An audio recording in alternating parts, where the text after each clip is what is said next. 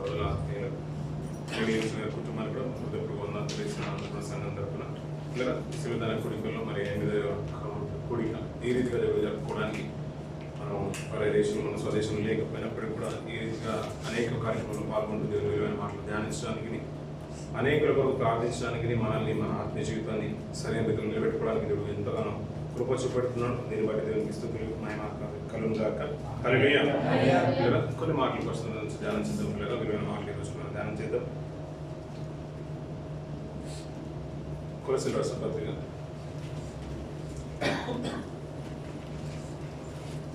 కొలస్సీయుల రాసిన పత్రిక 1వ అధ్యాయం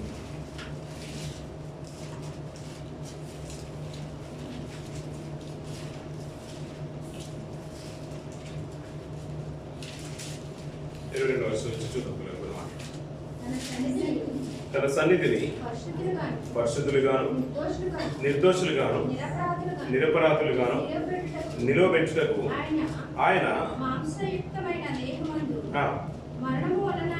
మరణము వలన ఇప్పుడు మిమ్మను సమాధానపరచెను. సరిపోతుంది పిల్లలు. చిన్న ప్రార్థన పిల్లలు. తగిన మా తండ్రి మహోన్నతుడా నీ కొనాలయ ఈ రీతిగా తండ్రి నీ పాసను చేరి వినయించిన కృపనిచ్చిన స్తోత్రాలు తండ్రి. ఈ తరుణం లేని వారు ఎంతో మంది ఉన్నారు తండ్రి. అయ్యా వారికంటే శ్రేష్ఠులుగా నీ సన్నిధి మాకు తోడు ఉంచిన విధానం బట్టి స్తోత్రాలు. నీ సన్నిధిని అనుభవించి కృపనిచ్చిన విధానం బట్టి స్తోత్రాలు తండ్రి. ఇంతవరకు కార్యక్రమం అంతట్లో కూడా మీకు ఆధ్వర్యించి తండ్రి నీ క్రమమైన రీతిగా నీ నామార్థమే కార్యక్రమం జరిపించుకున్నారు. ఈ సమయంలో తండ్రి నీ విలువైన మాటలు కొరుగుతుంది.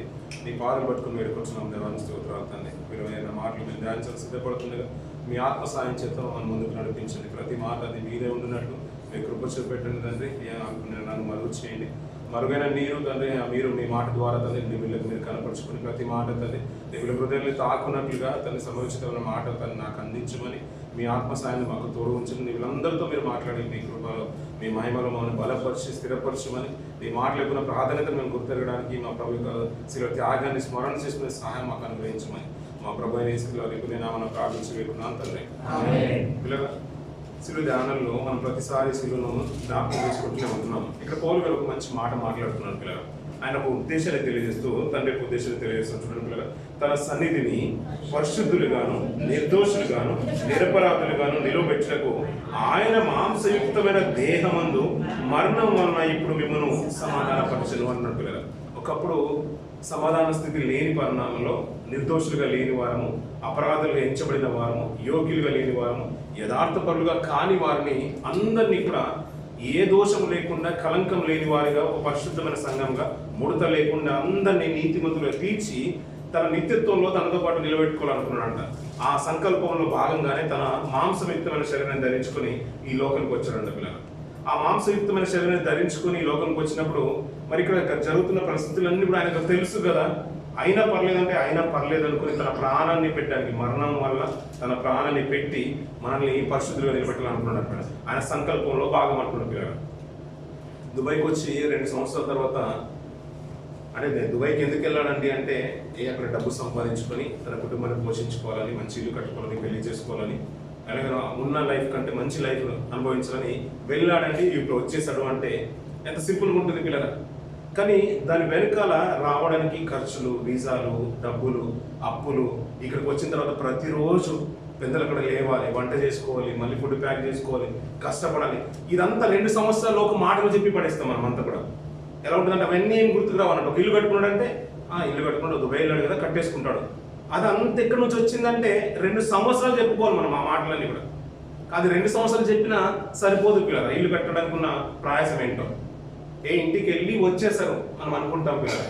లేదండి ఇక్కడ నుంచి వెళ్ళేటప్పుడు ఇక్కడ నుంచి బయలుదేరి అడుగు బయట పెడుతున్నాం చూసారా, కారులో వెళ్ళిన క్షణం మొదలుకొని ఎయిర్పోర్ట్ వెళ్ళే వరకు కూడా ఎన్నో ప్రమాదాలు పిల్లలు.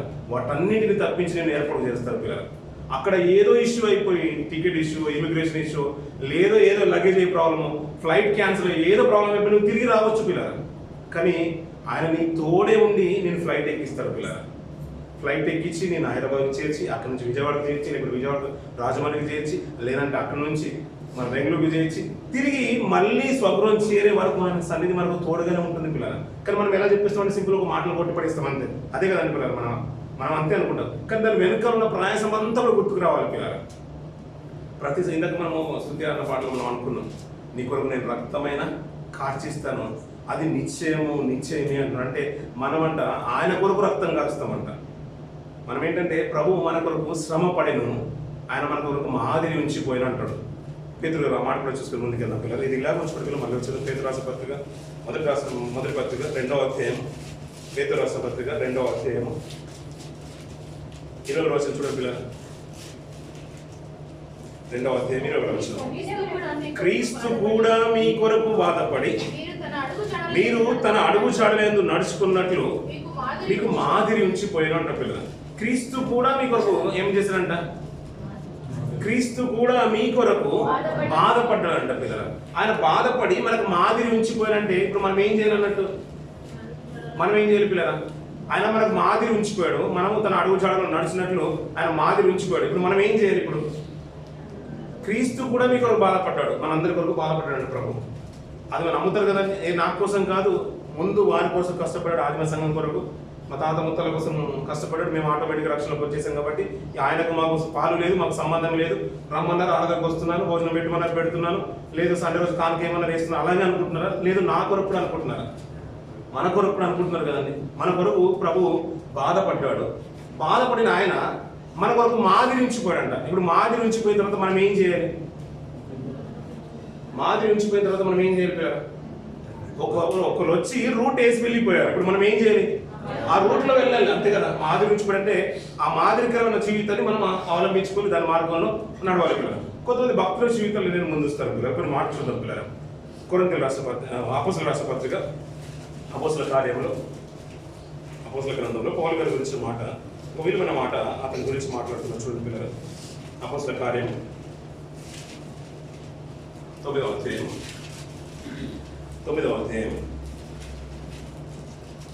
13వ వచనం నుంచి కింది మాటల గురించి చూద్దాం పిల్లలు. అందుకననీయ ప్రభువా, ఈ మనుషుడు యెరూషలేములో నీ పరిశుద్ధులకు ఎంతో కీడు చేసి ఉన్నాడని అతని గూర్చి అనేకుల వల్ల వింటిని. ఇప్పుడు ఎవరి గురించి విన్నారంట? అననీయ అనేవారు ఎవరు? అతను యాజకుడు, దేవుని యొక్క సేవకుడు బ్రతుకుతున్నాడు. అలాంటి ఆయన ఎవరి గురించి విన్నారంట? సౌలు గురించి విన్నారంట. ఇప్పుడు ప్రభుతో చెప్తున్నాడు ఒక మాట ఏంటంటే, ప్రభువా అతని దగ్గరికి ఎందుకు వెళ్ళమంటున్నావు? నేను అతని దగ్గరికి వెళ్ళను, ఎందుకంటే అతను ఎలాంటి వాడో చెప్తున్నాడు. ఇతడు, ఈ మనుషుడు యెరూషలేములో నీ పరిశుద్ధులకు ఎంతో కీడు చేసి ఉన్నాడని అతని గూర్చి అనేకుల వల్ల వింటది. ఇప్పుడు ఒక్కొక్క మాట విడదీస్తూ ఉంటే యెరూషలేములో ఎలా ఉన్నారంట? అక్కడ పరిశుద్ధులు కూడా ఉన్నారంట. అంటే పరిశుద్ధులు ఎవరు లేరనే మాట కాదు. ఇక్కడ యెరూషలేములో ఎవరు ఉన్నారంట? పరిశుద్ధులు ఉన్నారంట. ఆ పరిశుద్ధులకు ఎంతో కీడు చేసినాడని సౌలును గురించి అనేకుల వల్ల విన్నాడంట. ఎవరు విన్నారు? ఇప్పుడు అననీయ గారు విన్నారు పిల్లలు. కింది చిన్న పిల్లలు, ఇక్కడ నువ్వు నీ నామాన్ని బట్టి ప్రార్థన చేయ వారందరినీ బంధించుటకు అతడు ప్రధాన యాజకుల వలన అధికారం పొంది ఉన్నాడని ఉత్తరం ఇచ్చెను. అందుకు ప్రభు మాట్లాడుతున్నాడు, సాక్షాత్తు ప్రభువే మాట్లాడుతున్నాడు, యేసుక్రీస్తు వారే మాట్లాడుతున్నాడు. చూడండి పిల్లలు, నీవు వెళ్ళు, అన్యజనుల ఎదుటను రాజుల ఎదుటను ఇశ్రాయేలు ఎదుటను నా నామమును భరించుటకు ఇతడు నేను ఏర్పరచుకొనిన సాధనమై ఉన్నాడు. ఇతడు నా నామము కొరకు ఎన్ని శ్రమలు అనుభవింపవలనో నేను ఇతనికి చూపుదునని అతనితో చెప్పాను అంటున్నా. ఇక్కడ సౌలు గారి గురించి తన భవిష్యత్తు అంతా కూడా ఎవరితో చెప్పేస్తున్నాడు? ఇప్పుడు అననీయ గారితో చెప్పేస్తున్నాడు. నువ్వు విన్న మాట వాస్తవం, నేను కాదనట్లేదు. ఈ సౌలును నేను ఎలా మార్చబోతున్నాను? ఇప్పుడు అధికారులు ఎదుట రాజుల దగ్గర ఇతన్ని నేను సాధనంగా వాడుకుంటాను. నేను సాధనంగా ఎవరిని వాడుకుంటాను? ఇప్పుడు పౌలు గారిని వాడుకుంటాను, సౌలు నేను వాడుకుంటాను. ఇతడు నా వల్ల అతడు శ్రమలు అనుభవిస్తారండి. ఎప్పుడు అక్షర మాట మార్చడం పిల్లలు, ఇతడు నా నామం కొరకు ఎన్ని శ్రమలను అనుభవింపాలనో నేను ఇతనికి చూపుదునని అతనితో చెప్పాను అంటున్నారు పిల్లలు. అంటే ఇప్పుడు సౌలు తర్వాత జీవితం సెకండ్ హాఫ్ ఎలా ఉండబోతుందంటే, ఇంతవరకు సంఘాన్ని హింసించిన సౌలు ఇక నుంచి యేసుక్రీస్తు యొక్క శ్రమలన్నీ కూడా ఈయన అనుభవిస్తాడంట. అంటే దేవుని కొరకు బ్రతికేవారు ఎలా ఉండాలి, ఎలాంటి శ్రమలు అనుభవించాలో నేను సౌలులో చూపిస్తాను అంటున్నాడు. అంతే కదండి.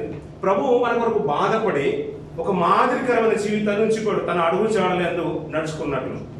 ఒకప్పుడు పాపంలో ఉన్నవారు, అనీతిమంతులు ఉన్నవారు, పరిశుద్ధం కానివారము, నీతిమంతులు కానివారము, నిష్కలంకలము, ఇంకా కల్మషము కలిగిన వారము, లోకంలో బ్రతుకుతున్న వారము, చీకటిలో ఉన్నవారము, పాపులము, ఇంకా అక్షరార్థంగా చెప్పాలంటే, లిటరల్గా చెప్పాలంటే చచ్చిన వారు. అలాంటి మనల్ని ఆయన నిర్దోషంగా నిలబెట్టడానికి ప్రయత్నం చేస్తున్న తరుణంలో ఒక వ్యక్తిని ఎన్నుకుంటున్నాడు పిల్లలు, సౌలుని ఎన్నుకుంటున్నాడు. ఆ సౌలు పాత జీవితం అంతా కూడా ఒక వింతగా ఉంటుంది. అలాంటి మాటలు కొన్ని మాటలు చూద్దాం పిల్లలు. 9వ అధ్యాయం మొదటి నుంచి చూడండి పిల్లలు. సౌలు ఇంకను ప్రభు యొక్క శిష్యులను బెదిరించుటను హత్య చేయుటకు తనకు ప్రాణాధారమైనట్టు. ఎలా ఉందంటే ఆయనకు, ఇప్పుడు మనందరికీ ప్రాణం అంటే చాలా తీపి కదా పిల్లలు. మనకేం ప్రాణాధారం? మా ఉద్యోగం అంటాం, మనం మా ఉద్యోగం అంటాం, మన కుటుంబం అంటాం, నా భార్య అంటాం, నా భర్త అంటాం, నా పిల్లలు అంటాం, నా తల్లిదండ్రులు అంటాం. ఎవరికి ప్రాణం? మనకు ప్రాణం అనుకుంటాం పిల్లలు. ఎప్పుడైనా చెప్తాం పిల్లలు, నాకు దేవుడే ప్రాణాధారం అని చెప్తారు పిల్లలు. కానీ ఇక్కడ సౌలు క్యారెక్టర్ ఎలా ఉందంటే, ఇతను కంటే పెద్దల్ని, అంటే తన శిష్యుల్ని, దేవుని యొక్క ప్రభు యొక్క శిష్యుల్ని, పరిశుద్ధులను, సంఘాన్ని హింసించడంలో అతనికి ఎలా ఉందంటే, ఈ హింసించడమే ప్రాణాధారం అంట. అలా హింసించకపోతే ఇతనికి ప్రాణానికి తీపి లేదు. అయ్యో చనిపోతానేమో అన్న ఫీలింగ్లో ఉన్నాడంట. అది అందకపోతే అది కొద్దిగా లాజరు ధనవంతుల సందర్భంలో చూస్తూ ఉండదు, ఒక నీటి అంటే వేలు చుక్కను, నీటి డ్రాప్ను అడిగినట్టుగా ఇది మీ ప్రాణాధారం ఏదంటే ఒకరిని చంపితే ఒక నేత్రానందం, సంతోషం అతనికి. అలా బ్రతుకుతున్న తరుణంలో కొన్ని మాట చిన్న పిల్లలు వెళ్ళి ఈ మార్గమందున్న పురుషులనైనను స్త్రీలనైనను కనుగొని ఎడల వారిని బంధించి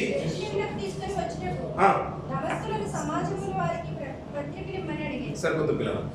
ఇదే మాటను పౌలు గారు సాక్ష్యం చెప్తారు పిల్లల. ఇది అతని గురించి రాస్తున్న మాటలు, కానీ పౌలు గారే సాక్ష్యం చెప్పినప్పుడు ఇంకా అద్భుతంగా ఉంటుంది. ఆ మాట చూద్దాం పిల్లలు. అదే అపోస్తల కార్యం 22వ అధ్యాయం వచ్చిన పిల్లల. మొదటి నుంచి కొన్ని మాటలు చూద్దాం పిల్లల. తండ్రులారా ఆలోకించుడి.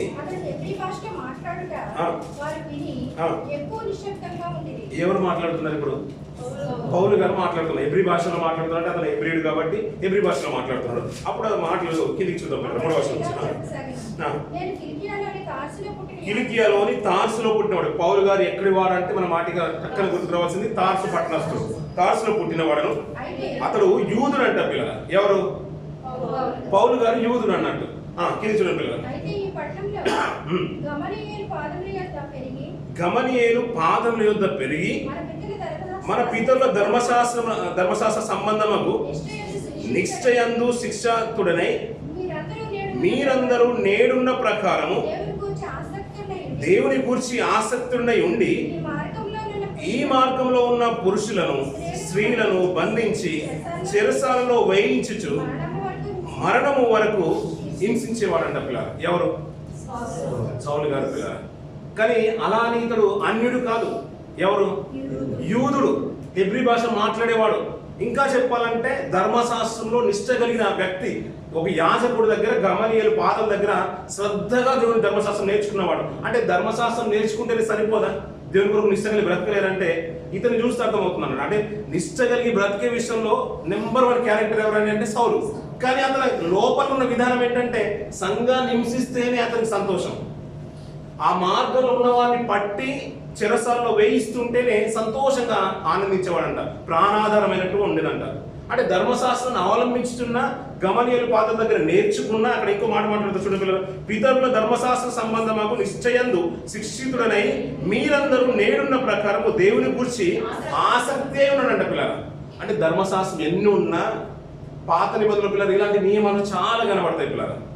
కానీ మనసును మాత్రం మార్చలేదు పిల్లలు. మనసు మాత్రం మార్చలేదు. కానీ నేర్చుకునే విషయం లేదంటే ధర్మశాస్త్రం మందు ప్రావీణుడు అనే మాటలు వింటూ ఉంటాం. ఎవరు? పౌలు గారు పిల్లలు. సౌలు గారు ధర్మశాస్త్రంలో ప్రావీణుడు.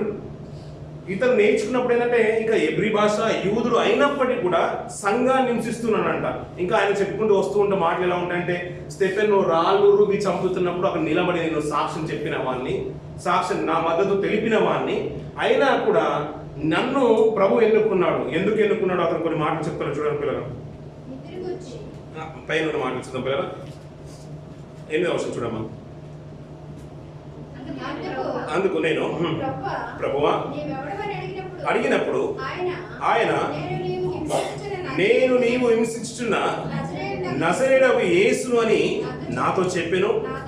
నాతో కూడా ఉన్నవారు ఆ వెలుగును చూసిరి, గాని నాతో మాట్లాడిన వాని స్వరము వారు వినలేదు అంటున్న పిల్లలు. ఈ మాట వినగానే తనకు భవిష్యత్తు అర్థమైపోయింది పిల్లలు. కానీ అంతకు ముందు ఉన్న చరిత్ర అంతా కూడా చూడండి పిల్లలు. అతను ఫస్ట్ హాఫ్ ఎలా ఉందంటే ఆయన లోకంలో పెరిగినట్టుగా పెరగట్లేదు, ధర్మశాస్త్రంలో పట్టు కలిగి బ్రతుకుతున్నాడు, అన్ని విద్యలను నేర్చుకుంటున్నాడు, నిబద్ధత కలిగి ఉన్నాడు, దేవుడు అంటే ఆసక్తి కలిగి ఉంది. కానీ అది ఎంతవరకు ఉందంటే పైనే ఉంది అన్నట్టు, హృదయాన్ని మాత్రం మార్చలేకపోయింది. కానీ ఎప్పుడైతే ఈ మార్గంలో కనబడిన వారు కనబడ్డారో ఆదిమ సంఘంలో, దేవుని ప్రేమించేవారు సంఘంలో ఏర్పరచబడు స్త్రీలు కానీ పురుషులు కానీ ఎవరైతే కనబడుతున్నారో వారిని ఈడ్చుకొని సైతము చెరసాల్లో తీసుకుని వెళ్ళిపోతున్నాడు. ఇక్కడే కాదు, నేను దమస్కులో కూడా పని చేస్తానని అధికారి దగ్గరకు వచ్చి పత్రికలు రాసుకొని తీసుకుని వెళ్తున్నాడు. ఒక లెటర్ రాసివ్వండి, నేను మన దేశంలోనే కాదు, నేను దమస్కు సిరియా ప్రాంతంలోకి వెళ్ళి సిరియా దేశంలోని దమస్కు ముఖ్యపట్నంకి వెళ్ళి అక్కడున్న వారిని కూడా ఈడ్చుకొని వస్తానని పత్రిక తీసుకుని వెళ్తున్నాడు పిల్లలు సౌలు గారు. అలా వెళ్తున్న ఆయన్ని, పరుగున వెళ్తున్న గుర్రం మీద వెళ్తున్న ఆయన్ని ఒకేసారి దేవుడు కొట్టేశాడు పిల్లల. కింద పడిపోయాడు. గుర్రాల మీద వెళ్తున్న అంటే ఎలా ఉంటుంది, మనం మామూలుగా స్వారీ చేసుకుంటూ వెళ్తారా పిల్లల, గాడిద వెళ్ళినట్టు వెళ్తున్న గుర్రాలు అలా వెళ్తున్న ఆయన ఒకేసారి కింద పడి కొట్టేశాడు పిల్లల. ఆ వెలుగును చూసిన ఆయనకి అక్కడ ఉన్న వారందరూ వెలుగు చూస్తున్నారు, కానీ అతని స్వరం మాత్రము సౌలు గారే వింటున్నారు పిల్లల. ఆ వింటున్న ఆయనకు వెంటనే అర్థమైపోయింది, నా పరిస్థితి ఏంటో అర్థమైపోయింది. ప్రభువా అని అడుగుతున్నాడు. నువ్వు ఎవడు ప్రభువా అని అడుగుతున్నాడు. నువ్వు హింసించున్నా ఏసున్నాడు. మొట్టమొదటి జీవితం అంతా కూడా ఒక రకంగా ఉన్నది, తర్వాత జీవితం అంతా కూడా దేవుడు పలికినట్టుగానే ఇతడు నా నామం కొరకు అనేక శ్రమలు అనుభవించుటకు నేను ఏర్పరచుకున్న సాధనం అంటున్నాడు. అనేకులు ఎదుట ఇతన్ని నేను నిలవబెడతాను అన్నాడు పిల్లలు. ఆ మాటలు మనసు పెంచుకొని ముందుకు వెళ్తే ఇక్కడ మంచి మాట మాట్లాడతారు చూడండి పిల్లలు. 15వ వచనం చూసి అని ఏం చెప్తున్నాడు సౌలుతో, నువ్వు కన్న వాటిని గూర్చి విన్న వాటిని గూర్చి సకల మనుషుల ఎదుట ఆయనకు సాక్షి అయ్యుందువు గనుక నువ్వు తడువు చేయుట ఎందుకు, లేచి ఆయన నామమును బట్టి ప్రార్థన చేసి బాప్తిసం పొంది నీ పాపములు కడిగి వేసుకోమని చెప్పేశారు పిల్లలు. వెంటనే చాలు, ఇంతవరకు నువ్వు ధర్మశాస్త్రంలో బ్రతకని అనుకుంటున్నావు, కానీ చాలా మట్టుకు నీలో పాపాలే ఉన్నాయి. అవన్నిటి కూడా ఏంటంటే ఇంకా ఆలస్యం చేయాల్సిన అవసరం లేదు. ఇప్పుడు ఆయన నామార్థమే, నామం కొరకు ఆయన సాక్షార్థమే, ఆయన కొరకు నువ్వు సాక్షి బ్రతకలు కాబట్టి తడువు చేయక నువ్వు బాప్తిసం తీసుకుని నీ పాపాలను కడిగేసుకోమంటున్నావు పిల్లలు. కానీ సౌలు గారి పాత జీవితం అంతా కూడా ఏంటంటే పిల్లల నిష్ఠతో ఉన్నాం అనుకుంటున్నాం, అంటే ధర్మశాస్త్రం అవలంబిస్తున్నాం అనుకుంటున్నాం, ఒక యాజకుడి దగ్గర ఉన్నాడు అనుకుంటున్నాం. కానీ అతను మనసంతా కూడా ఎలా ఉందంటే ఒక హింసించడానికి కొరకు, చంపడానికి కొరకు, ఈడ్చుకొని రావడం కొరకు అది పరితపిస్తుంది. అదే ప్రాణాధారం అనుకుంటున్నాడు పిల్లల. కానీ ప్రభు దర్శించిన తర్వాత తన జీవితం అంతా కూడా మారిపోయింది పిల్లల.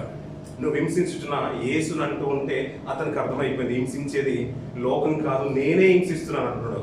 నువ్వు సంఘాన్ని హింసిస్తున్నావు కదా, అది నన్నే హింసిస్తున్నావు సౌలు అన్నప్పుడు అతను బ్రతుకు తీరంతా కూడా మారిపోయింది పిల్లలు. ఎప్పుడైతే దేవునితో ఎన్కౌంటర్ అయ్యాడో అతని జీవితకాలం అంతా కూడా మారిపోయింది పిల్లలు. ఎలా మారిందంటే ప్రభు చెప్పినట్టుగానే అతని శ్రమలన్నీ కూడా తన బ్రతుకు జీవితంలో చూపించేశాడు పిల్లలు. మనకు మోషే గారు బాగా తెలుసు కదా పిల్లలు, మోషే జీవితం కూడా బాగా తెలుసు. నిర్గమకాండంలో మనం చూస్తూ ఉంటాం పిల్లలు. అతను పుట్టుక నుంచి 40 సంవత్సరాలు అంతఃపురంలోనే పెరిగేశాడు. రాజకుమారులు పెరుగుతున్నట్టుగానే అతను పెరిగేశాడు పిల్లలు. 40 సంవత్సరాలు ఆయుష్కాలం అయిపోయింది పిల్లలు. ఆ 40 సంవత్సరాలు కొంతకాలం బయటకు వచ్చి చూడాలనుకున్నాడు. తన సహోదరుల మీద ఆశ పుట్టింది. బయటకు వచ్చే వరకు వెళ్ళి అక్కడ ఒక సందర్భాన్ని చూస్తూ ఉంటాం పిల్లలు. ఇద్దరు సహోదరులు కొట్టుకుంటున్నారు. ఒక ఐగుప్తుడు ఇశ్రాయేలుని కొడుతున్నాడు పిల్లలు. అది చూసి తట్టుకోలేక వెంటనే ఐగుప్తుని చంపి ఏం చేశాడు, ఇసుకలో పాతేసాడు పిల్లలు. కానీ మోషే ఎలాంటి క్యారెక్టరు చెప్పాలంటే సకల విద్యలందు ప్రావీణ్యుడు అంటారు. అదే అపోస్తల కార్యంలో నిర్గమకాండంలో మనం చూస్తూ ఉంటాం. అన్ని విద్యలు అభ్యసించినా కానీ నీతి, యథార్థత, పరిశుద్ధత ఇవన్నీ కూడా పాటించినంత తత్వము మనుషుల హృదయంలో లేదు పిల్లల. లోకంలో ఎన్నో గ్రంథాలు ఉన్నాయి, చాలా మట్టుకు చూస్తుంటాము. మన బౌద్ధ మతం అంటారు, అంబేద్కరిజం అంటారు, ఎన్నో ఉన్నాయి. కానీ పరిశుద్ధత కలిగించేది సరి అయింది ప్రపంచానికి ఇంకా అందలేదు పిల్లల. ఆ రోజు మోసే సకల విద్యలందు ప్రావీణ్యుడు అయినా కానీ ఇంకా మాటలేదు నేర్పరి అంటాడు. ఇంకా మాట మందిని కలిగిన వాడు కానే కాదు. కానీ ఆయన చెప్పుకున్న విధానం అలాంటిది. ఎప్పుడైతే బయటకు వచ్చేసరికి అతను చంపి ఇసుకలో పాతి పెట్టేశాడు. మరుసటి రోజున ఇశ్రాయేలు ఇద్దరు తడువులాడుకుంటూ ఉంటే, అయ్యా మీరు ఇద్దరు సహోదరులే కదా, మీరెందుకు కొట్టుకుంటారంటే నేను ఎవడు తీర్పరిగా నిలబెట్టేసింది, మా మధ్యలోకి పంపించింది. ఆ ఐగుప్తుని చంపినట్టుగా మమ్మల్ని కూడా చంపుతామని వరకు వెళ్ళి వెంటనే అతనికి భయం వేసింది పిల్లలు. ఈ వార్త కాస్త ఎవరికి వెళ్తుంది, ఫరోకు కూడా తెలిసిపోతుంది. కాబట్టి వెంటనే అరణ్యంలోకి పారిపోయాడు పిల్లలు. పరిగెత్తుకుని వెళ్ళిపోయాడు. 40 సంవత్సరాలు అయిపోయింది. ఇంకా 40 సంవత్సరాలంతా కూడా పెళ్లి చేసుకున్నాడు. ఇద్దరు దగ్గర ఉన్న రగేల్ దగ్గర వాళ్ళ మామ పెళ్లి చేసుకుని అక్కడంతా కూడా అరణ్యంలో పొదలో మందని కాసుకున్నాడు. అప్పుడు పొదలో ఎప్పుడైతే దేవుని యొక్క దూత కనబడి దేవుని యొక్క మాట పలుకుబడి అతనికి వినబడిందో, ఆ శబ్దం వినగానే అగ్ని చూడగానే అతని జీవితంలో మార్పు వచ్చేసింది పిల్లలు. ఇంతవరకు 80 సంవత్సరాలు ఈజీగా అయిపోయింది పిల్లలు. 80 సంవత్సరాలు గతించిపోయింది. 40 సంవత్సరాలు అంతఃపురము, 40 సంవత్సరాలు మిథ్యాను, ఇది ఇతరుల దగ్గర, అతని మామ దగ్గర అక్కడ చనిపోయింది. 80 సంవత్సరాల తర్వాత దేవుడు మాట్లాడిన తర్వాత అప్పుడు తన శేష జీవితం ఏంటో గుర్తుకొస్తుంది పిల్లలు. అంతవరకు అంతా కూడా వేరే జీవితం పిల్లలు. ఎప్పుడైతే దేవుడు మోషేను కలుసుకున్నాడు, మోషే దేవునితో మాట్లాడుతున్న సందర్భం కలిసిందో, అక్కడ నుంచి ఆ తర్వాత వారి సంభాషణ తర్వాత మోషే జీవితం అంతా కూడా మారిపోయింది పిల్లలు. అంటే అలాంటప్పుడు అతనికి బుద్ధి, జ్ఞానము, భాష ఏమీ లేదంటే ఉంది పిల్లలు, చాలా ఉంది. ధర్మశాస్త్రంలో ప్రావీణ్యుడు, అంతఃపురంలో పెరిగిన పిల్లలు ఎలా ఉంటారంటే లోకంలో లేని విద్య అంటూ లేదు, వాళ్ళు నేర్చుకున్నది. వారు తినని ఫలాలు అంటూ లేవు, తినని భోజనం అంటూ లేదు, అన్ని ప్రావీణ్యత కలిగిన వాడే, యుద్ధంలో ప్రావీణ్యత కలిగిన వాడే. అయినప్పటికీ అంతరంగ హృదయం మాత్రం సరైన రీతిలో లేదు పిల్లలు. ఒక మనిషిని చంపేంత వరకు తెగించేసారంటే మీరు ఆలోచించండి పిల్లలు. కానీ ఎప్పుడైతే దేవునితో ఇంటరాక్ట్ అయిపోయాడో, ఎన్కౌంటర్ అయ్యాడో, తన హృదయం అంతా కూడా మారిపోయింది పిల్లలు. తన సహోదరుని నేను విడిపించడానికి నేను ఏర్పరచుకున్నప్పుడు అతని తర్వాత అనుభవించిన జీవితం అంతా కూడా చూడండి పిల్లలు. అందుకని అతని గురించి ఒక మంచి మాట మాట్లాడతారు పౌలు గారు. హెబ్రీయులకు రాసిన పత్రిక 11వ అధ్యాయం 24వ వచనం చూడండి పిల్లలు. 24వ వచనం చూడండి. ఐగుప్తు ధనము కంటే క్రీస్తు విషయమైన ఇంత గొప్ప భాగ్యమని ఎంచుకొని అల్పకాలము పాపభోగము అనుభవించుట కంటే దేవుని ప్రజలతో శ్రమ అనుభవించుట మేలని యోచించి ఫరో కుమార్తె యొక్క కుమారుడు అనిపించుకొనుటకు ఒప్పుకొనలేదు. సరిపోతుంది పిల్లలు. ఇప్పుడు పెద్దవాడైనప్పుడు అంటే 40 సంవత్సరాలకి అనుకుంటే ఆ 40 సంవత్సరాల తర్వాత లేదు పిల్లలు. ఇంచుమించు 80 సంవత్సరాల తర్వాత కానీ దేవుడి పనిలోకి రాలేదు పిల్లలు. తర్వాత వచ్చిందంటే అదంతా కూడా సుఖంగా జరిగిందంటే కాదంట పిల్లలు. క్రీస్తు విషయమైన నింద గొప్ప వాక్యం అనుకున్నాడంట. ఇక దాని శ్రమను అనుభవించడానికి నేను పుట్టాననే విషయం అతనికి అర్థమైపోయింది పిల్లలు. ఆ మాదిరికరమైన జీవితం, ప్రభు చూపబో మాదిరికరమైన జీవితము నేను కూడా నేర్చుకోవాలనుకున్నాను. అందుకనే దేవుని ప్రజలతో శ్రమ అనుభవించిన మేలు అనుకున్నాడంట పిల్లలు. మొదటి అంతా కూడా ఎలా ఉంది పిల్లలు? మోస జీవితం అంటే సుఖంగా ఉన్నాడు. చదువు ఉంటే చదువు ఉంది, ధర్మశాస్త్రం ఉంది, జ్ఞానం ఉంది, పాండిత్యం ఉంది, అంతఃపురంలో సుఖభోగాలు అనుభవిస్తున్నాడు. తర్వాత పెళ్లి చేసుకున్నాడు, పిల్లలు కలిగారు, అన్ని బాగానే ఉన్నాయి. 80 సంవత్సరాల తర్వాత దేవుడు ఎప్పుడైతే అతనితో మాట్లాడాడో తర్వాత జీవితం అంతా కూడా రాళ్ళు రప్పలి అరణ్య మార్గమే, కష్టాలే పిల్లల. ఒకప్పుడు చంపిన అదే మోసే అతని మీదికి రాళ్ళు రుబ్బి చంపడానికి సమూహం సిద్ధమవుతుంది పిల్లల. వాడిని చంపాలనుకుంటే చంపలేడు అంటారు మా మోసే గారు. కానీ అది కాదు అనుకున్నాడు. దేవుని ప్రజలతో శ్రమ అనుభవించుట మేలు అనుకున్నాడు అంట పిల్లలు. మేలని ఎంచి ఫరో యొక్క కుమార్తె యొక్క కుమారుడు అనిపించుకోవటం ఒప్పుకోలేదంట పిల్లలు. పాత నిబంధనలో మోసే గారి జీవితంలోనే ఇంత మార్పు వస్తూ ఉంటే వెంటనే అనేసాడు దేవుడు, నీలాంటి ప్రవక్తను నీ సహోదరుల నుంచే నేను పుట్టిస్తాను. ఆయన మాట వినాలి. ఇప్పుడు మోస లాంటి వ్యక్తి అంత మార్పు వచ్చేసే వరకు మోసలో నీలాంటి సాత్వికుడు భూమి మీద నీలాంటి సాత్వికుడు లేడయ్యా, నీలాంటి వ్యక్తినే నా ప్రభువు నీ లోపలికి పంపిస్తాను, నా కుమారుడు నీ లోపలికి పంపిస్తానని మోసని చూస్తూ చెప్పేస్తున్నాడు తన సహోదరులకు. ఇవి నాలాంటి వ్యక్తి రాబోతున్నాడంట, మనలో నుంచే రాబోతున్నాడంట. అతని మాట వినాలంట. అతను సాత్వికుడు అనే మాటను అతనే సాక్ష్యం ఇచ్చిన మాట మనం చూస్తూ ఉంటాం పిల్లలు. ఇక్కడికి వచ్చిన తర్వాత, కొత్త నిబంధనకు వచ్చిన తర్వాత పిల్లల చాలా మార్పులు, సౌరులు మార్పులు జరుగుతూ ఉంటాయి పిల్లలు. అతను భరించుతున్న విషయంలో ఒక మంచి మాట మాట్లాడతారు పిల్లలు. ఫిలిప్పీయులకు రాసిన పత్రికలో ఆ మాట కూడా చూసుకుని ముందుకెళ్దాం పిల్లలు.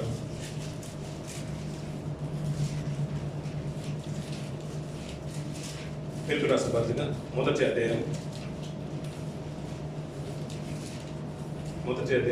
19వ వచనం చూద్దాం. అలాగే 30వ వచనం కూడా చూద్దాం పిల్లలు.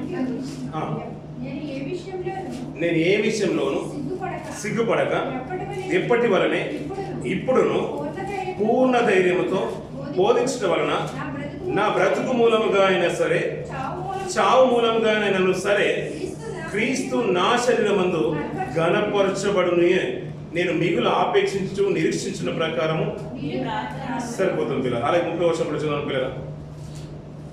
30వ వచనం, క్రీస్తునందు విశ్వాసం ఉంచడం మాత్రమే గాక ఆయన పక్షముగా శ్రమపడుటయు ఆయన పక్షమున మీకు అనుగ్రహింపబడిను అంట పిల్లలు. దేవుని కొరకు బ్రతకాలనుకొని, దేవుని కొరకు బ్రతకాలని రక్షణ పొందుకున్న మనలో కూడా పిల్లలు మొదటి అంతా కూడా వేరే కాలంలోనే నడుస్తుంది పిల్లలు. సంతోషంగా జరుగుతూ ఉంటుంది. మనము మన చిన్న పిల్లలు చూడండి పిల్లలు, పెరుగుతూ ఉంటారు, చదువులు దాంతో పాటు సాకర్ ఉంటాయి. ఒక స్టేజ్ వచ్చిన తర్వాత, స్టడీస్ అయిపోయిన తర్వాత జాబులు, పెళ్లి టైంలో బాప్తిసాలు, బాప్తిసిన తర్వాత మెల్లిమెల్లిగా కొద్దిగా స్టేజ్ వచ్చిన తర్వాత ఒక రెస్పాన్సిబిలిటీ పెరుగుతూ ఉంటుంది, తల్లిదండ్రులకు కొద్దిగా దూరం అవుతూ ఉంటారు. అప్పుడు దేవుడు అంటే ప్రేమ పెరుగుతుంది. దుబాయ్ వస్తుంటారు కాబట్టి కొన్ని కుటుంబానికి దూరం అవుతుంటారు కాబట్టి సంవత్సరాలకు దూరం అవుతుంటారు. ఇక్కడికి వచ్చిన తర్వాత ఒక రెస్పాన్సిబిలిటీ వస్తుంది ఆటోమేటిక్గా. అప్పుడు దేవుడి మీద ప్రేమ పుట్టుకొస్తూ ఉంటుంది పిల్లలు.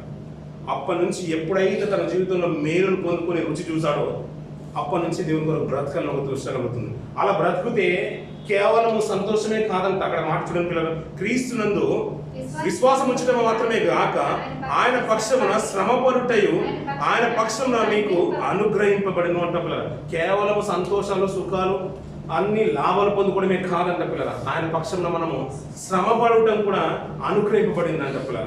అలా శ్రమ పడుతూనే మనం పరిపూర్ణ దశలోకి వెళ్తాం అనే మాట మనం వింటూ ఉంటాం పిల్లల. పౌలు గారి జీవితంలో కూడా అదే అంటున్నాం, ఇంకా చాలు నేను చేసిన పాప జీవితాలు అన్నీ కూడా చాలు, నీ పాపాలన్నీ కూడా చాలు, ఒక్కసారి వెంటనే నీ పాపాలన్నీ కూడా బాప్తిసం తీసుకొని నువ్వు కడిగేసుకొని అంటున్నాడు పిల్లల. మార్పు దేవుని మార్పు కూడా ఏదో చూస్తున్నాడు పిల్లల.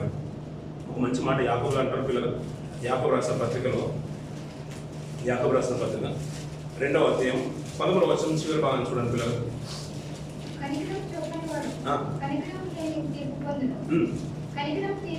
కనికరము తీర్పును మించి అతిశయపడును అంటే పిల్లలు. కనికరం అంటే ఎలా ఉంటుందంట? తీర్పును మించి అతిశయపడుతుందంట. మనకు న్యాయమైన తీర్పు అని అంటాం చూసారా. ఇప్పుడు సహోదరు నుంచి నువ్వు అన్యాయంగా, ధర్మశాస్త్రం ఎలా చెప్తుంది పిల్లలు, ఆ వారి నుంచి అన్యాయంగా నువ్వు ఒక ఎద్దును కానీ లేకపోతే గొర్రె పిల్లని కానీ నువ్వు తీసుకొచ్చావు, లేకపోతే దాన్ని చంపేసావు కాబట్టి తీర్పు ఎలా ఉండబోతుందంటే మీరు కూడా ఏం చేయాలి, వారి ఎద్దును లేకపోతే వారి పశువును కానీ వారి గొర్రె పిల్లని కానీ మీరు చంపేయాలి. కన్నుకు కన్ను, పన్నుకు పన్ను. ఇలాగే తీర్పు అనేది అలా ఉండేది. రాను ఏమైపోయింది పిల్లలు, ఇప్పుడు ఒకప్పుడు అన్యాయంగా ఎవరిని, ఇప్పుడు మనం తెలుగు రాష్ట్రంలో మనం చూస్తున్నాం కదా, మన భారతదేశంలో కూడా చూస్తున్నాం, ఒకరు అన్యాయంగా ఎవరిని చంపేశారు అనుకోండి, తీర్పు ఎలా ఉంటుంది? దోషి పట్టుబడ్డాడు అనుకోండి, దోషి పట్టుబడితే ఎలా ఉంటుంది? అతనికి కూడా మరణ శిక్ష విధిస్తారు. మనం ఏమంటే తీర్పు న్యాయంగా జరిగింది అనుకుంటాం, కానీ తీర్పును మించిందంట. ఏంటంటున్నాడు? కనికరం అంటున్నాడు పిల్లలు. అతన్ని చంపింది, అతను చంపబడింది మన కొరకని నువ్వు గుర్తెరిగితే దానికి తీర్పు కనుక ఆయన తీరిస్తే ఈ లోకంలో ఎవ్వరు కూడా మిగులలేరు పిల్లలు. కానీ ఆయన మహా కనికరం ఉంది చూసారు పిల్లలు. తీర్పును మించింది పిల్లలు. నిన్ను నన్ను తన దగ్గరికి తీసుకోవాలని, పరిశుద్ధులుగా తన సన్నిధిలో నిలబెట్టుకోవాలని, తనతో పాటు మనల్ని అందరూ కూడా చూడాలని తండ్రికి ఆశ ఉంది పిల్లలు. పౌలు గారితో వెంటనే సౌలు గారితో అన్ని అంటున్న మాటలు ఏంటంటే, వెంటనే నువ్వు బాప్తిసం తీసుకుని పాపాలు కడిగేసుకోవయ్యా, ఇంకా ఆలస్యం చేయవలసిన అవసరం లేదు అంటున్న పిల్లలు. మీకు సందర్భంలో జ్ఞాపకం చేస్తాను పిల్లలు. ప్యాషన్ ఆఫ్ క్రైస్ట్ మనకు బాగా తెలుసు కదా, ప్యాషన్ ఆఫ్ క్రైస్ట్ బాగా తెలుసు కదా పిల్లలు. అతను డైరెక్టర్ గారు మెల్ గిబ్సన్ అనే డైరెక్టర్ అనే పిల్లలు సినిమా తీయాలనుకున్నప్పుడు అంటే చాలా ఆలోచించారంట పిల్లలు. చాలా ఆలోచించి ఈ లోకంలో ఉన్న సినిమాలు మనం చూస్తూ ఉంటాం కదా పిల్లలు, సీరియల్ కానీ సినిమాలు మనం చూస్తున్నప్పుడు పిల్లలు అది బాగా ప్రచారం పొందుకొని డబ్బులు బాగా కలెక్ట్ అవ్వే వరకు వెళ్ళి అప్పుడు ఎన్నో మాట్లాడే చాలా బాగా యాక్ట్ చేశారండి, చాలా కష్టపడ్డాడు, దానికి అంటే వారు కష్టించిన దానికి ప్రతిఫలం దొరికింది అన్నట్టుగా మనం మాట్లాడుతున్నాం. వచ్చిన బడ్జెట్ని బట్టి, వచ్చిన సంపదను బట్టి. అతను అనుకున్నాడంట, ఈ లోకంలో ఉన్న యాక్టర్స్ అందరినీ పెద్ద హీరోలాగా చూపిస్తూ ఉంటే నా ప్రభువు ప్రపంచానికి అధినేత, సర్వలోకానికి చక్రవర్తి, అతను ఇంకెంత రియల్ హీరో ఆయన కాబట్టి అతను ఇంకెంత అద్భుతంగా చూపించాలని చాలా మట్టుకు శ్రమ పడ్డాడంట. అంటే చాలా హార్డ్ వర్క్ చేశాడంట. చాలా మందికి అందులో హీరో తీసుకోవాలనుకుంటే ఎవరిని తీసుకోవాలి? ఇప్పుడు ఎవరు కావాలి? ఇప్పుడు అతనికి ప్రభువు కావాలి, జీసస్ కావాలి. ఇప్పుడు అతనిలో నటించే వారిని కావాలనుకుని ఎత్తు, తన పర్సనాలిటీ, మాట్లాడే మాట, అతను చూడగానే ఒక వినయము, విధేయత, ఒక అతను చూడగానే ఒక ప్రేమ పుట్టే రీతిగా అలాంటి వ్యక్తి కోసం కొన్ని నెలలు కష్టపడ్డాడు పిల్లలు. అలా కష్టపడుతూ వెతుకుతుంటేనట ఇద్దరు సేమ్ ఫేస్ ఉన్న వాళ్ళు ఇద్దరిని సెలెక్ట్ చేశారంట పిల్లలు. అందులో నటించిన అతను జిమ్ క్యాల్విస్ అని ఒక అతను ఉంటాడు, అతను జేమ్స్ అని కూడా అంటారు. అతనిలాగా ఇద్దరిని తీసుకున్నాడు, అందులో నటించింది ఇద్దరంట. అతని యొక్క డైరెక్టర్ యొక్క ఆలోచన చూడండి పిల్లలు, నేను ప్రభు యొక్క సినిమా తీయబోతున్నాను, అందుకు కావాల్సిందంటే ప్రపంచంలో ఉన్న యాక్టర్స్ అందరూ కూడా రియల్ హీరోలుగా ఫీల్ అవుతున్నారు, కానీ వారు రియల్ హీరోలు కానే కాదు. నా ప్రభు రియల్ హీరో కాబట్టి ఆ ప్రభుని ప్రపంచాన్ని చూపించాలంటే నేను ఇంకెంత గొప్ప చూపించాలని కష్టపడి ఇద్దరిని సెలెక్ట్ చేశానంట పిల్లలు. అలా సెలెక్ట్ చేసిన తర్వాత అతను అన్ని అనుకున్నానంటే ఇక నేను ఎలాగైనా ప్రపంచానికి గొప్పగా చూపించాలనుకున్నాను. అతను కూడా అంటే న్యూ హీరో, అప్కమింగ్ హీరో కాబట్టి అతను అనుకున్నాడంట, నేను ప్రభువు యొక్క రోల్ రాబోతున్నాను కాబట్టి ప్రపంచంలో అందరూ నాకు గుర్తెరుగుతారు, నాకంటే ఒక మంచి గుర్తింపు వస్తుంది అనుకున్నాడు పిల్లలు. అన్ని రెడీ అవుతున్న తరుణంలో ఒక మంచి మాట ఆ డాక్యుమెంటరీ చదువుతుంటే చూస్తుంటే నాకు ఆశ్చర్యం అనిపించింది పిల్లలు. ఆ కొరడ దెబ్బల గురించి అతను ముందుగానే అంతా ప్రిపేర్ అయిపోయారంట పిల్లలు. శరీరాన్ని తాకినట్టుగా ఉండేది, సేమ్ శరీరంలో కనిపించే ఆ కాస్ట్యూమ్ అంతా తొడిగించేసిన తర్వాత మెత్తడి అంటే స్పాంజ్ లాంటిది లోపల బాడీకి కవచం లాంటిది మీదంతా కూడా పెయింట్ వేసి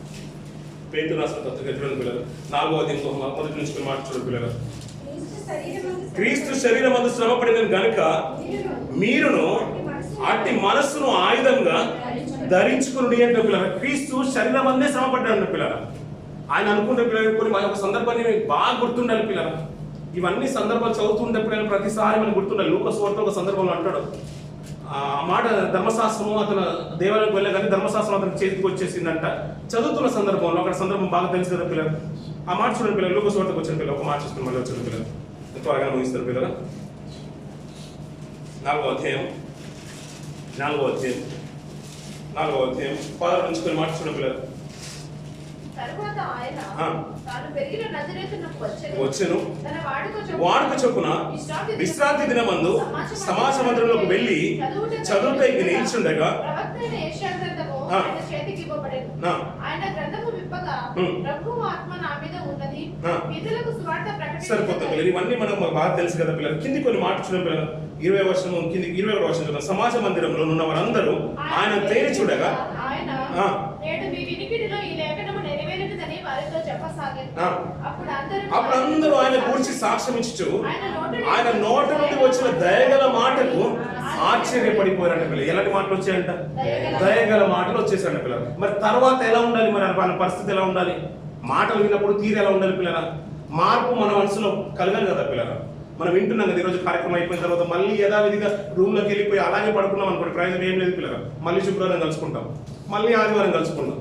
ఇక్కడ ఆ మాటలు వింటూ ఉంటే ప్రభువే మాట్లాడుతున్నాడు. ఇప్పుడు లోక రక్షకుడు మాట్లాడుతున్నాడు. మొట్టమొదటి ప్రసంగం అనుకోండి పిల్లల ధర్మశాస్త్రం చేతికి ఇవ్వబడిన చదివిన మాటలు బట్టి అతని దయగల మాట కంటే పిల్లల ప్రజలందరూ కూడా ఆశ్చర్యపడుతున్నారు. ఇప్పుడు ఆశ్చర్యం కలిగినప్పుడు ఏమన్నాయి?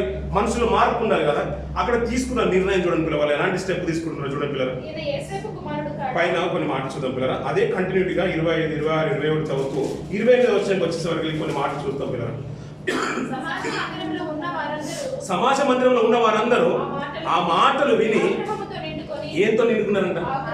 ఇప్పుడు అక్కడ దయగల మాటలకు ఏమైపోయారు? వారు ఆశ్చర్యపడిపోయారు. కానీ వారు అంటే వెంటనే మార్పు కావాలనుకోలేదు. ఇప్పుడు వారిని ఎలా చూస్తున్నారంటే ఇతను సామాన్యమైన మనుషుడు, యోసేపు కుమారుడు, మరియమ్మ కుమారుడు, వడ్లవాణి కుమారుడు, మనతో పాటు తిరుగుతున్నాడు, ఇలాంటి వాడు మనకు చెప్పాల్సిన అవసరం లేదు అని అనుకుంటున్నారు పిల్లలు.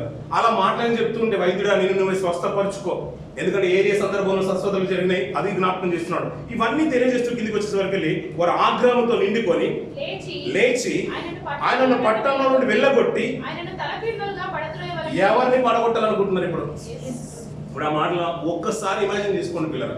ప్రభు వాక్యాన్ని బోధించి ఇలా బయటకు వస్తుంటే అతని మాటలకు ఆశ్చర్యపడిపోయారు. బాగుంది బాగుంది అని అంటున్నారు. వెంటనే అయ్యా మరి బాగుంటే మీ మార్పు మీ మనసులో రావట్లేదు ఎందుకు? మారు మనసుకు తగిన ఫలాలు మనిషిని చూస్తే తెలిసిపోతుంది కదా. మీ మార్పు మీలో రావట్లేదు ఎందుకంటే కొన్ని ఉదాహరణలు చెప్పిన తర్వాత వెంటనే ఆగ్రహంతో నిండుకునంట పట్టణపు వెలుపలకి ఈడ్చుకొని పోయారంట. మాట మళ్ళీ చదవమా.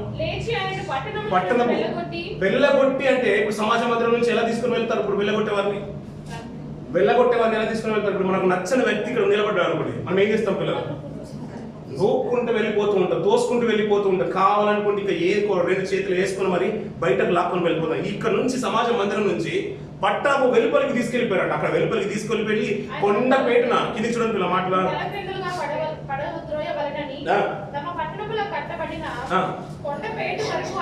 సరిపోతుంది. కొండ చివరకు తీసుకెళ్లిపోయారంట పిల్లలు.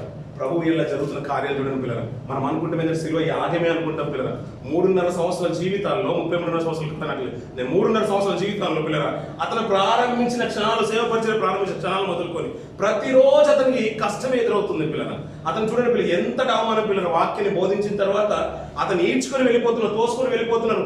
సమాజ మందిరం నుంచి బయటకు తీసుకుని వెళ్ళిపోయారు. అక్కడ నుంచి పట్టణం వెలుపలికి తీసుకుని వెళ్ళిపోయారు. కొండ నుంచి పడద్రోయవలని కొండ పేటకు చివరి వరకు తీసుకుని వెళ్ళిపోయారు పిల్లలు. ఆ మధ్య నుంచి తప్పించుకొని వెళ్ళిపోయారు పిల్లలు. ఎంతటి అవమానం పిల్లలు. ఆయన శరీరం అందు శ్రమపడిన విధానం చూడండి పిల్లలు. ఎలాంటి మాటలను ఉంటారు పిల్లలు, ఎలాంటి లాక్కుని వెళ్ళిపోయి ఉంటారు కదా. ఆయన శిలువ త్యాగమే అనుకుంటా పిల్లలు. దానికి ముందు నుంచి కూడా అనుభవిస్తుంది అదే కదా పిల్లల. ఇంకా కొన్ని మాటలు అదే కోసం 2వ అధ్యాయంలోకి వచ్చేసరికి పిల్లల అతను విశ్రాంతి దినం చేస్తూ ఉంటేనంట పిల్లల అనేకులు హేళన చేస్తుంటారు. విశ్రాంతి దినాన్ని ఎందుకు చేస్తున్నావు? ఆయన ప్రభువుకు మంచి మాటవాడు. ప్రాణ రక్షణ ధర్మమా అమాచరమా? అదే లూకాసు వార్త 6వ అధ్యాయం 9వ వచనం చూడండి. అప్పుడు యేసు విశ్రాంతి దినమున మేలు చేయుట ధర్మమా, కీడు చేయుట ధర్మమా, ప్రాణరక్షణ ధర్మమా, ప్రాణహత్య ధర్మమా అని మిమ్మల్ని అడుగుచున్నానని వారితో చెప్పి వారందరిని చుట్టూ కలిగి చూచి నీ చెయ్యి చాపమని వారిని స్వస్థపడ్డారు. అప్పుడు వారు వెర్రి కోపంతో నిండుకొని యేసుని ఏమి చేయను అని ఒకరితోనొకడు మాట్లాడుకున్నారు పిల్లలు. అది ఎప్పుడో పుట్టిన ఆలోచన పిల్లలు, 3.5 సంవత్సరాల క్రితం పుట్టిన ఆలోచన. ప్రభుని ఎలాగైనా చంపాలనుకున్నారు పిల్లలు. యూదులే చంపాలనుకున్నారు పిల్లలు, రోమిలు కాదు చంపాలనుకుంది, తన ప్రజలే చంపాలనుకున్నారు పిల్లలు. మార్పు ఒక జీవితంలో మొదలవుతే పిల్లలు తన పాపాలు కడిగేసుకున్నట్టుగా ఉండాలి. అయ్యా మేము మాటలు విన్నాము, మార్పు మనం వచ్చేసింది, దేవుని కొరకు బ్రతకాలనుకున్నప్పుడు అంటే నీ క్రియల వల్ల కనిపించాలి. లేదయ్యా నేను అప్పుడు అలాగే ఉన్నాను, ఇప్పుడు అలాగే ఉన్నాను, ఏ మార్పు లేదని గొప్పగా చెప్పుకోవడం కాదు పిల్లలు. ఏదో మనం అనుకుంటాం కదా పిల్లలు, పోయిన సంవత్సరం బండి కొన్నానంటే ఇప్పటికి కూడా అలాగే కాపాడుకుంటున్నానంటే దాంట్లో గొప్పతనం ఏం చెప్పుకోవాలి పిల్లలు. కానీ విశ్వాస జీవితం అలాంటివి కాదు కదా పిల్లలు. ప్రభు కొరకు బ్రతకాలనుకున్నప్పుడు మోసలో ఎన్నో మార్పులు వచ్చేసే పిల్లలు. తన ప్రాణాన్ని సైతం అర్పించడానికి తను సంసిద్ధమైపోయాడు. తన ప్రజలతో సమానుభవించట మేలని ఎంచుకున్నాడు అంట పిల్లలు. సౌలు జీవితం చూడండి పిల్లలు, తన కొరకు ప్రాణం అర్పించడానికి సిద్ధమవుతుంది. అది ప్రాణం పోయినా పర్వాలేదు అంటున్నాడు. మనం ఎప్పుడు వింటూ ఉంటాం కదా, బ్రతుకుడ క్రీస్తే చావైతే లాభం అంటున్నాడు. ఇంకొక మాట చూడండి పిల్లలు, పేతురు రాసిన పత్రిక, ఇదే చదివిన మాటనే, ఇందాక చదివిన మాటనే, 4వ అధ్యాయం, పేతురు రాసిన పత్రిక 4వ అధ్యాయం చదువు పిల్లలు. 4వ అధ్యాయం, క్రీస్తు శరీరమందు శ్రమపడిన కనుక మీరును అట్టి మనసును ఆయుధంగా ధరించుకుని శరీర విషయంలో శ్రమపడిన వాడు శరీరమందు జీవించిన మిగిలిన కాలము ఇక మీదట నడుచుకోనక అంటారు. ఇక నుంచి మనుషుల యొక్క మీ ఇష్టానుసారంగా మనుషు ఆశలు ఉంటున్నారు, మనుషులకు పుట్టే ఆశలు ఉంటాయి చూసారా, అలాంటి ఆశలు కాక దేవుని ఇష్టానుసారంగా నడుచుకోండి. క్రీస్తు శరీరాన్ని అట్టి మనసుని మీరు ఆయుధంగా చేసుకుని అంటాడు. కిందికి కొన్ని మాటలు చూద్దాం పిల్లలు, నేను చెప్తున్నాను పిల్లలు. 12వ వచనం నుంచి కొన్ని మాటలు చూడండి పిల్లలు. ప్రియులారా మీకు కలుగుచున్న అగ్ని వంటి మహాశ్రమని గురించి మీకేదో యొక్క ఇంత సంభవించినట్లు ఆశ్చర్యపడకుడి. క్రీస్తు మహిమ బయలుపరచబడినప్పుడు మీరు మహా ఆనందముతో సంతోషించు నిమిత్తము క్రీస్తు శ్రమలలో మీరు పాలువారై ఉన్నంతగా సంతోషించుడి. క్రీస్తు నామము నిమిత్తము మీరు నిందల పాలైన ఎడల మహిమా స్వరూపైన ఆత్మ అనగా దేవుని ఆత్మ మీ మీద నిలిచిచున్నాడని గనుక మీరు ధన్యులు అంటారు. అలా నిందల పాలైనా మీరు హేళన కలిగిన మీరు ధన్యులు. మీకు ఎలా తెలుస్తుందంటే దేవుని కొరకు నిష్టగా బ్రతుకుతున్నాము, విధేయత కలిగి బ్రతుకుతున్నాము. సౌలు లాగే నేను నిష్టగా బ్రతికని ధర్మశాస్త్రం అనుకున్నాను, అది కాదు నిష్ట అంటే. ప్రభువు మూలం, నా జీవితం మూలం. ఇక జీవించేవాడను నేను కాదు, క్రీస్తే నా యందు జీవిస్తున్నాడు. కాబట్టి ఇక ముందు ఏది జరిగినా అది ప్రాణంతో ఉన్నా సరే, ప్రాణం పోయినా పర్లేదు, దేవుని మహిమపరచాలనుకుంటున్నాను అంటాడు. ఒకవేళ ప్రాణం తీస్తే, ప్రాణమే పోయింది అనుకోండి, ఇది మీరు ధన్యులు, దేవుని ఆత్మ మీద నిల్చున్నారు మనకు అర్థమవుతుంది అంటారు. పరిచయకు వెళ్ళాలని ఆశపడుతున్నాయి. ఇప్పుడు మనం చూసాం కదా పిల్లలు, నిన్న నుంచి అంత తెలుగు రాష్ట్రాలు అంతా కూడా రగిలిపోతున్నాయి. అంత నిష్టగా బ్రతుకుతున్న సేవకుల మీద చేసిన రాయి కానీ అతను అంటే ఒక అంటే అమాశంగా అంత ఘోరంగా చంపాల్సిన అవసరం కూడా లేదు పిల్లలు. ఒకరి యాక్సిడెంట్ అనుకోండి, దుర్మార్గం చనిపోయాడు అనుకోండి, ఏది దానికి కనిపిల్లరు. సేవకులకు బ్రతుకుతున్నప్పుడు ఇలాంటి వచ్చినప్పుడు అంట ఇది శ్రమలో వస్తున్నాయి కదా, మరి ఇలాంటివి ఎందుకు వస్తున్నాయంటే అలా కలుగుతేనే మీరు ధన్యులు. ఎందుకంటే ఇంతవరకు దేవుని ఆత్మ మీ మీద నిల్చున్నారని మీకు అర్థమవుతుంది. ఎందుకంటే లోకమందు ఇలాంటి శ్రమలే మీలో కలుగుతున్నాయంటే ఒక మాట ఇది అదే మాట చూడండి. 5వ అధ్యాయం 9వ వచనం పిల్లలు, లోకమందున్న మీ సహోదరులందు ఈ విధమైన శ్రమలే నెరవేర్చినని ఎరిగి విశ్వాసమందు స్థిరులై వాణ్ణి ఎదురించుడి. తన నిత్య మహిమకు క్రీస్తునందు మిమ్మును పిలిచిన సర్వకృపా నిధియగు దేవుడు కొంచెం కాలము మీరు శ్రమపడిన పిమ్మట తానే మిమ్మును పూర్ణులుగా చేసి స్థిరపరిచి బలపరచును. యుగ యుగములకు ప్రభావములకు ఆయనకు కలుగునుగాక ఆమేన్. కొంచెమే శ్రమ పడాల్సింది. 30 సంవత్సరాల ఆయుష్కాలం అయిపోయింది కదా పిల్లలు. సెకండ్ హాఫ్ ఎలా ఉండబోతుందో తెలియదు కదా పిల్లలు. 40 సంవత్సరాలు అయిపోయింది కదా. బ్రతుకుతే క్రీస్తు కొరకు బ్రతుకు. ఈ 2024 5వ సంవత్సరం సిలువదాని కొడుకు 8వ కొడుకు వచ్చాయి కదా పిల్లలు. ఇందులో ఉన్న వారు పిల్లలు వచ్చే సంవత్సరం ఉంటామని గ్యారంటీ లేదు కదా పిల్లలు. ఉన్నా లేకున్నా, బ్రతుకు మూలమైనా సరే, చావు మూలమైనా సరే క్రీస్తు మహిమపరచబడాలి. అలా మహిమపరచబడినప్పుడు మన కలిగే శోధనలు బట్టి మనకు అర్థమవుతుంది దేవుని ఆత్మ మీద నిల్చుందండి అని మనకు అర్థమవుతుంది. అలా అర్థమవుతూ ఉంటే నువ్వు దేవుని కొరకు బ్రతుకుతున్నట్టు, అంటే దేవుని శ్రమలు వచ్చినప్పుడే దేవుని కొరకు బ్రతుకుతున్నట్టు. పౌలు గారి జీవితం చూడండి పిల్లలు, ప్రభువు చేసిన దాంట్లో ఏదైనా కొద్దువై ఉంటే నేను చేస్తాను అంటున్నాడు పిల్లలు. అప్పుడు శిలువ యాగని ఆ మానును, పచ్చి మాను మోస్తూ ఉంటే ఒకరిని సహాయకునిగా తీసుకొచ్చారంట పిల్లలు. ఎవరు తీసుకొచ్చారు? అమ్మవారిని మానమని శ్రీమోహన్ అనే ఒక అతను తీసుకుని వస్తారు పిల్లలు. అతని కుటుంబం కూడా ఆశ్చర్యంగా అనిపిస్తుంది పిల్లలు. వీలైతే దాని తర్వాత మాట్లాడవచ్చు. కానీ ప్రభువుకు శిలువ మోయడానికి సాగగా నిలబెడుతున్నాను పిల్లలు. ఒకవేళ మోసే అవకాశం కనుక నీకు వస్తుంటే నువ్వు కాదంటారండి. ఆయన శిలువ మోసే అవకాశము ఆ రోజు ఆయనకు వచ్చింది. ఒకవేళ అది మోసే అవకాశం మనకు వస్తుంటే మీరు కాదంటారా? ఏమంటే మీరు కాదంటారండి? మేము కాదంటామండి, మాకెందుకంటే శ్రమలు అంటారా? మీరు మౌనంగా ఉంటున్నట్టు అదే అర్థం అవుతుంది నాకు. కాదు మాకెందుకంటే మాకు చాలా డ్యూటీలు ఉన్నాయి, తెల్లవారిని వెళ్ళిపోవాలంటారా? ఒకవేళ అది అలాంటి అవకాశం ఉంటే నేను కాదని అనుకుంటే, అందుకని నా శిలోను ఎత్తుకోవద్దయ్యా, మీరు మీ శిలోను ఎత్తుకోండి, నన్ను వెంబడించండి అంటున్నాడు పిల్లలు. అలాగే లోకమందున్న మీ సహోదరులు కూడా ఇలాంటి శ్రమలు వచ్చేసాయి అయ్యా, ఇలాంటి శ్రమలు వచ్చేసాయి. అందుకని అటు శరీరాన్ని అటు ఆయుధంగా మలుచుకోండి, మీరు అటు మనసును ఆయుధంగా ధరించుకోండి. ఇలా శ్రమలు వస్తున్నప్పుడు దేవుని కొరకు నిష్ఠగా బ్రతకాలని ఆశ కలిగి ఉండండి. ఎందుకంటే ఆయన చేసిన త్యాగం వల్లనే మిమ్మల్ని పరిశుద్ధులుగా నిర్దోషులుగా తన సన్నిధిలో నిలబడిన ఆశ కలిగి ఉన్నాడు. ఆ సంకల్పాన్ని ఏమాత్రం కూడా వృధా చేయకండి పిల్లలు, ఏమాత్రం కూడా వృధా చేయకండి. మన లోకంలో ఉన్నవారికి అంత నిష్ట కలిగి ఉంటున్నారు పిల్లలు. ఒకరిని చంపే వరకు ప్రాణాధారమైందన్నట్టుగా భావిస్తున్నాడు పిల్లలు. దేవుని కొరకు బ్రతుకుతే ఎలా ఉండాలి పిల్లలు? బ్రతుకుతూ దేవుని కొరకే బ్రతకాలి పిల్లలు. ఏ విధమైన దానికి కూడా అవకాశం ఇవ్వనిపోద్దు. నేను అంటారు కదా ప్రతిసారి, బ్రతుకుతే ఒక కన్యక ఎలాగైతే మరియమ్మగా బ్రతికిందో పవిత్రతగా, అంటే ఏమాత్రం అపవిత్రత అంటకుండా ఎలాగైతే కన్యకలా బ్రతికిందో, దేవుని కొరకు బ్రతికే పిల్లలు కూడా అలా బ్రతుకుదానికి నిశ్చయించుకోవాలి పిల్లలు. ఒక్కొక్క సంవత్సరం మనం నేర్చుకుంటే పిల్లలు ప్రతిసారి పదును పెడుతూనే ఉన్నాం అనుకోండి కత్తును, ఎలా ఉంటుంది పిల్లల? ప్రతిసారి కత్తిని పదును పెడుతూనే ఉన్నాం, ఎప్పుడు వాడట్లేదు. ఎలా ఉండాలి మరి? షార్ప్ గా ఉండాలి. మనకి ఇప్పుడు దేవుని కొరకు వచ్చిన శ్రమలంటే ఏదో ఉందా పిల్లల? ఏమీ లేదు కదా.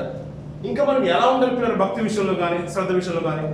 SLBC ఒక టర్నల్లో మనం జరిగింది కదా పిల్లలు, మనం చాలా మంది ప్రాణాలు కోల్పోయారు. అందులో పని చేసుకోవడానికి వెళ్ళిపోయిన వారే పిల్లలు. ఒకేసారి అది 2-3 సంవత్సరాల క్రితం ఆగిపోయిన పని మళ్ళీ ప్రారంభించేశారు. ఆ టన్నలు పడిపోయినప్పుడు అందరూ చనిపోయారు. ఎలాగైనా తీయాలని, ఎలాగైనా తవ్వి తీయాలని ఎన్నో మంది, అంటే అక్కడ ఉన్న బెటాలియన్ వాళ్ళు, BSF వాళ్ళు వచ్చారు, ఆర్మీ వాళ్ళు వచ్చారు, ఎన్నో బలగాలు వచ్చేసి అన్ని విధాలుగా ప్రయత్నం చేశారు. కానీ చివరికి వారి శవాల్ని వెలికి తీశారు పిల్లలు. 30 రోజుల తర్వాత నిన్నటి రోజున ఇంకొక శవం యొక్క అవయవాలు బయటకు వచ్చేసాయి పిల్లలు. వారికి ఉన్న నిరీక్షణ ఎలా ఉంటుంది పిల్లల కుటుంబం? అయ్యో మావాడు పోయాడు, ఎలాగో కనీసం శవాన్ని చూసుకోలేకపోయామనుకున్నారు పిల్లలు. అయ్యో పోతే అలానే పోదాం పిల్లలు, దేవుని పనిలో ఒక పని ముందుగా సాధనం అయిపోదాం, దేవుని కొరకు బ్రతికిన అలా బ్రతుకుతాం. కానీ ఒక కుటుంబానికి ఒక అయ్యో ఇటు అటు బ్రతకట్లేదు ఇటు బ్రతకలేదు, తల్లిదండ్రులు ఆలోచించలేదు, ఇక భార్య పిల్లలు ఆలోచించలేదు, భర్త ఆలోచించలేదు, అలా వద్దు పిల్లలు. దేవుని కూడా ఒక నిరీక్షణ ఉంది, నా కొరకు బ్రతకండి అన్న రక్తాన్ని మాత్రం ఏమాత్రం వృధా చేయదు. మనం రక్షణ రక్షణ రక్షణ అంటుంటూ ఉంది కదా పిల్లలు. ఆ రక్షణ పరిశుద్ధుడి యొక్క ప్రాణం వల్ల, ఆయన రక్తం కార్చిన వల్ల రక్షణ వచ్చేసింది పిల్లలు. అది ఏమాత్రం కూడా వృధా కావద్దు పిల్లలు, నిర్లక్ష్యం కావద్దు, దీన్ని ధన్యతగా భావిద్దాం పిల్లలు. అలా శ్రమలు వచ్చినప్పుడు నిజంగా నిష్ట కలిగి నువ్వు బ్రతికినట్లయితే ఆ దేవుని ఆత్మ నీ మీద నిలుచుతున్నది నీకు అర్థమవుతుంది. నువ్వు పరిపూర్ణుడు కాబోతున్నావు. ఆయన కొంచెం కాలం కాగానే నేను వెంటనే తీసుకుని వెళ్ళిపోతున్నాడు. ఆయన ఏదో విధంగా శ్రమ వచ్చేసింది, అతన్ని చంపేశారు పిల్లలు. అతను చెప్పబడ్డాడు అనుకోండి, లేదంటే యాక్సిడెంట్లో చనిపోయాడు అనుకోండి పిల్లలు. అయ్యా ఎన్ని సంవత్సరాలుగా నువ్వు ఇంత దేవుడితో బ్రతుకుతున్నావు కదా, ఇంత పరిచయం చేసావు కదా, నీకు 2 పిల్లలు ఉన్నారు, 2 పిల్లలు కాదని అనాథ పిల్లలు 2 పెంచుకున్నాడు పిల్లలు. అలాంటి గొప్పగా దేవుని కొరకు బ్రతకాలనుకుని నిష్ట కలిగిన వ్యక్తి. అతను ఎంతో మందికి సహకారం ఉన్నాడు, పర్సనల్ కూడా చాలా పరిచయమైన వ్యక్తి పిల్లలు. అంత గొప్ప ప్రొఫెసర్ కూడా అతను.